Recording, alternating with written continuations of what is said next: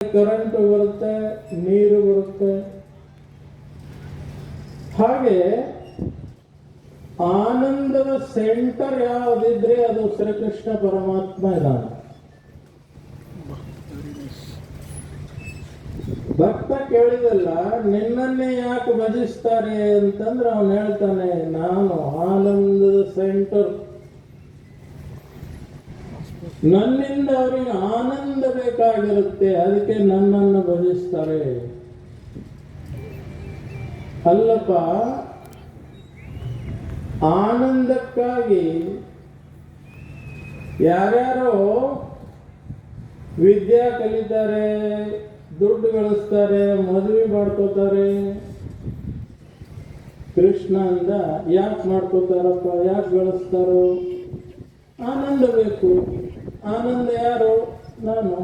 ಕೃಷ್ಣ ಹೇಳ್ತಾನೆ,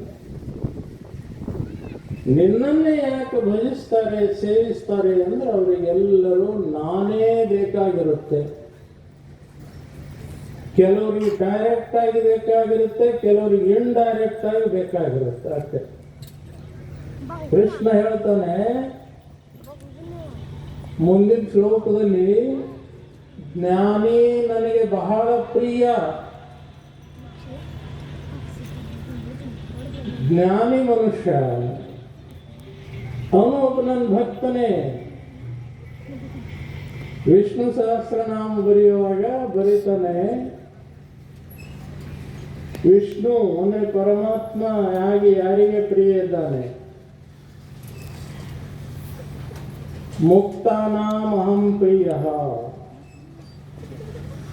ಮುಕ್ತರಿಗೆ ನಾನು ಪ್ರಿಯ ಇರುತ್ತೇನೋ.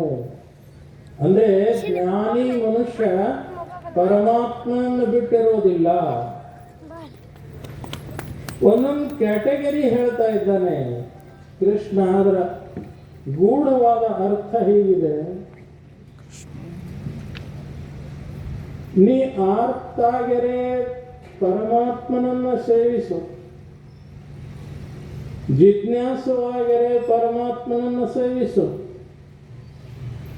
ಅರ್ಥಾರ್ಥಿಯಾಗೆರೆ ಪರಮಾತ್ಮನನ್ನು ಸೇವಿಸು, ಜ್ಞಾನಿಯಾಗೆಂತೂ ನೀನು ಪರಮಾತ್ಮನ ಸ್ವರೂಪವೇ ಆಗಿರ್ತೀವಿ. ಅದಕ್ಕೆ ಕೃಷ್ಣ ಸೂಚನೆ ಮಾಡ್ತಾ ಇದ್ದಾನೆ ಅರ್ಜುನನಿಗೆ. 4 ವಿಧ ಭಕ್ತರು, ಅದರ ನೀ ಯಾವ ಭಕ್ತ ಇದ್ದಿ ಕೇಳಿ ನೋಡು ಅರ್ಜುನ, ಆತ್ಮ ಪರೀಕ್ಷೆ ಮಾಡಿಕೋ ಅಂತ. ಅವನು ಆರ್ತ ಇದ್ದಾನೆ, ಜಿಜ್ಞಾಸು ಇದ್ದಾನೆ, ಅರ್ಥಾರ್ಥಿ ಇದ್ದಾನೆ, ಜ್ಞಾನಿ ಇದ್ದಾನೆ. ಕೃಷ್ಣ ಅಂತಾನೆ ಅರ್ಜುನನ್ನು ಕುರಿತು, ಚತುರ್ವಿಧ ಭಜಂತೆ ಮಾಂ ಜನ ಸುಕೃತಿನೋ ಅರ್ಜುನ, ಆರ್ತೋ ಜಿಜ್ಞಾಸುರರ್ಥಾರ್ಥಿ ಜ್ಞಾನಿ ಚ ಭರತರ್ಷಭ. ಭರತ ಕುಲದಲ್ಲಿ ಉತ್ಪನ್ನನಾಗಿರ್ತಕ್ಕಂಥ ಶ್ರೇಷ್ಠವಾದ ಅರ್ಜುನನೇ, 4 ವಿಧವಾದ ಈ ಭಕ್ತರಲ್ಲಿ ನೀನು ಯಾವಾದರೂ ಇರು, ನನ್ನನ್ನು ಮಾತ್ರ ಭಜಿಸುವಂತ ಸಂದೇಶವನ್ನು ಕೊಡ್ತಾ ಇದ್ದಾನೆ. ಪುಣ್ಯಾತ್ಮರೇ, ಇದು ಸತ್ಸಂಗ ಕಾರ್ಯಕ್ರಮ ಬಹಳ ಸುಂದರವಾದ ಕಾರ್ಯಕ್ರಮ. ಪರಮ ಪೂಜ್ಯರು, ಪ್ರಾತಸ್ಮರಣೀಯರು, ಪಾವನ ಮೂರ್ತಿಗಳಾದ ಶ್ರೀ ಶ್ರೀ ಶ್ರೀ ಶಿವಾನಂದ ಭಾರತಿ ಅಪ್ಪವರು 44 ವರ್ಷಗಳಿಂದ ನಾನು ಅವರನ್ನು ನೋಡ್ತಾ ಇದ್ದೆ. ಸಾಮಾನ್ಯವಾಗಿ 1978, 80 ಆಗಿನಿಂದ ಪೂಜ್ಯರು ದಾವಣಗೆರೆ ಕಾರ್ಯಕ್ರಮಕ್ಕೆ ಬರ್ತಿದ್ರು, ಶ್ರೀ ಗುರುಶಾಂತಾಶ್ರಮಕ್ಕೆ. 76ರಿಂದ ಅಪ್ಪವ್ರು ಆವಾಗ ಯಾವಾಗ ನೋಡಿದ್ದೇನಲ್ಲ, ಇನ್ನೂ ಹಾಗೆ ಅದಾರೆ, ಬಾಡಿಲೂ ಹಾಗೆ ಅದಾರೆ, ಮೈಂಡ್ಲಿ ಹಾಗೆ ಇದ್ದಾರೆ, ಭಾವನೆಯಿಂದನೂ ಹಾಗೆ ಇದ್ದಾರೆ. ಬಹಳ ಚಂದ ಕಾರ್ಯಕ್ರಮ ನಡೀತಿತ್ತು ದಾವಣಗೆರೆಯೊಳಗೆ. ಅಪ್ಪವ್ರ ಜೊತೆ ಶಾಂಡಿಲಾಶ್ರಮ ಪೂಜ್ಯರು ಇರ್ತಿದ್ರು. ಚಂದ್ರಶೇಖರ್ ಸ್ವಾಮಿಗಳು, ಮಹಾದೇವ ಸರಸ್ವತಿ ಸ್ವಾಮಿಗಳು ಬೈಲಹೊಂಗಲದವ್ರು ಇರ್ತಿದ್ರು. ತೆಲುಗಿ ನಂದಿಲಿಂಗ ಸ್ವಾಮೀಜಿಯವರು ಇರ್ತಿದ್ರು.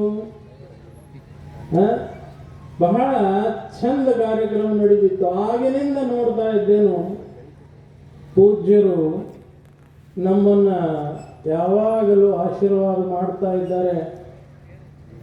ನಾವೆಲ್ಲರೂ ಕೂಡಿ ಜಗದ್ಗುರು ಸಿದ್ಧಾರೂಢರಲ್ಲಿ, ಗುರುನಾಥಾರೂಢರಲ್ಲಿ ಪ್ರಾರ್ಥನೆ ಮಾಡೋಣ, ನಮ್ಮಪ್ಪವರಿಗೆ ಇನ್ನೂ 100 ವರ್ಷ ಆಯುಷ್ಯ ಆರೋಗ್ಯವನ್ನು ಕೊಡಲಿ ಅಂತ ಬೇಡ್ಕೊಳ್ಳೋಣ ಅಂತ ಹೇಳ್ತಾ ನನ್ನ ವಾಣಿಗೆ ನಾನು ವಿರಾಮ. ಮಧುರ ಹೃದಯದ